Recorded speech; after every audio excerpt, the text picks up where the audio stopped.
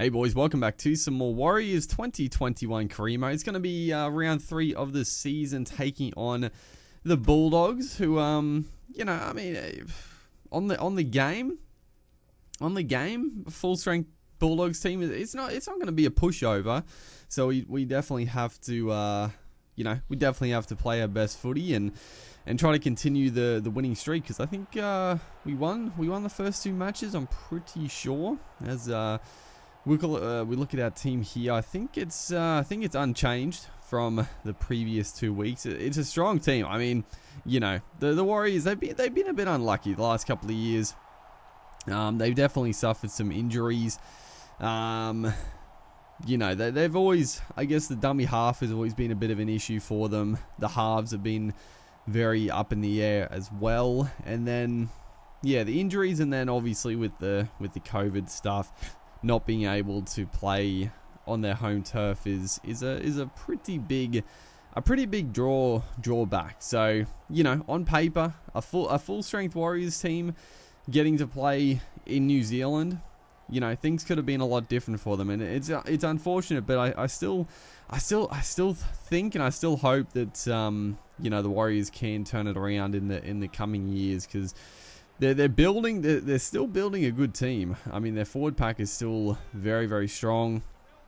Obviously, some young kids coming into the team. Obviously, Reece Walsh is a big one, but even guys like Harris Tavita, who he's out for the season with an injury, but he's got a lot of talent. So I think there's some good signs there. But let's continue with the game here. The Doggies get the first sniff of the try line, and a neat little kick there. Dylan Napa gets very, very close. He's actually going to force it by Dylan Napa. Oh, the big red. I don't know. Oh man, we could talk about Napa for a while, but what the hell happened to Dylan Napa, dude? I mean, I did see a comment from someone. I don't even know where I saw it, but it was sort of hinting to the fact that Napa was never good. He was just playing for the Roosters, which made him look good. And I call complete BS on that. Napa was one of the best props going around, and he was playing for the Roosters, one of the best teams in the comp. But Napa was still. He was incredible. He was incredible back in those days, dude.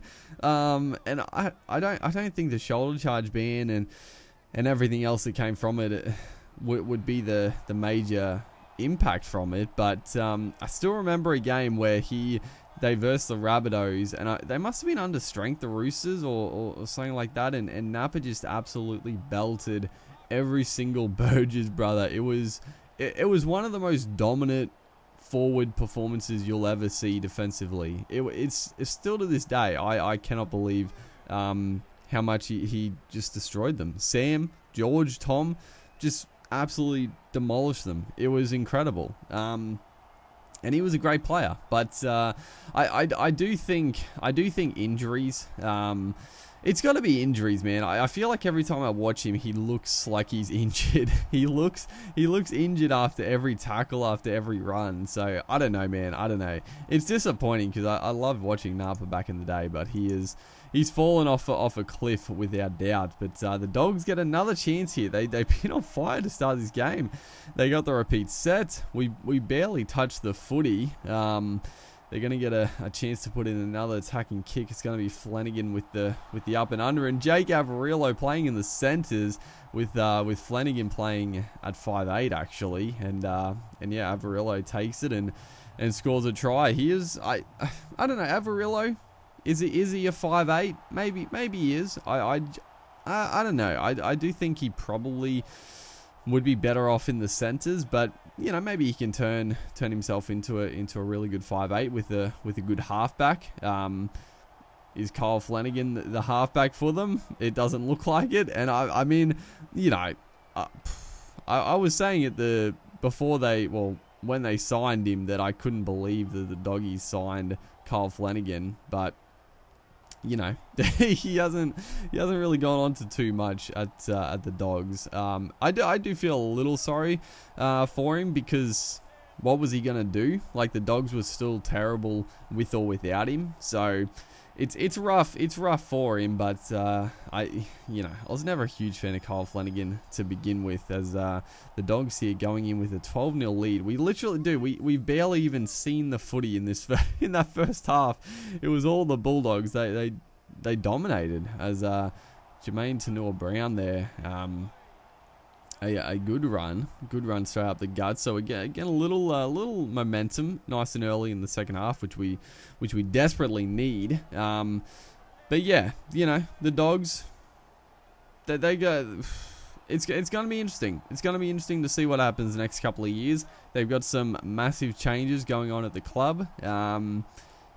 Massive recruiting. So yeah, we'll see. We'll see if they can get back to some of their better footy. Is Lockie Lewis there? I gotta be honest, I love Lachlan Lewis. I actually think he's been a little bit unfairly treated at times as well. I always feel like he always gives his all. He's a guy that comes up with the odd error for sure, but I honestly love watching Lewis play. Like, if I was a Bulldog supporter, I would like Lewis to be there.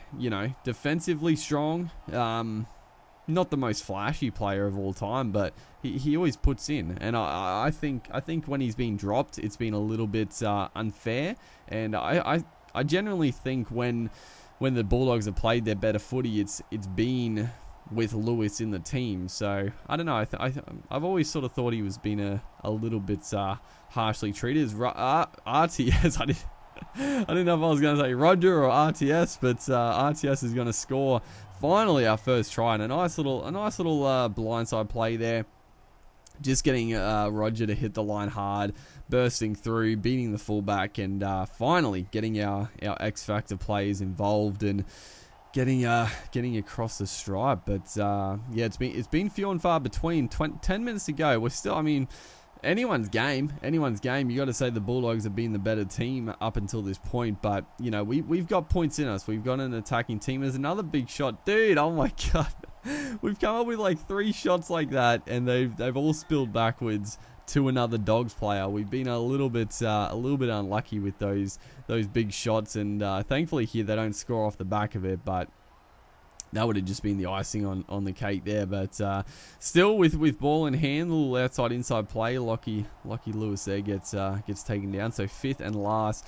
We need to hold them out here. If they score here, pretty much game done and dusted, as Luke Thompson gets very, very close. But he is going to go to ground on last play. So we have a sniff. We have a sniff to send this to Golden Point, as Reece Walsh again hasn't been seen in the game, but a beautiful run offload. Tohu Harris onto Adam Pompey. Pompey back on the inside. No. Oh no, we had the try. I don't know why I went back on the inside. If I went on the outside, I don't know if it's Big Kenny on that side, but we would have scored, surely. It was a beautiful play. Reece Walsh set it up. Tohu Harris did some great work, and Pompey just at the end just squandered a golden chance. So that was, oh man, we could have got the try to level proceedings, but we do get one last throw of the dice here off the scrum. It's always dangerous. RTS across field, gets the offload. Walsh, get it out. No, he cannot. He gets taken down. That is going to be the ball game. The Dogs, they ground out a win there. It was not an exciting game from the Doggies, but that's how they're getting their victories, and they beat us right here. So hopefully you guys are enjoying the series. Make sure to like and comment, and I'll see you in the next one.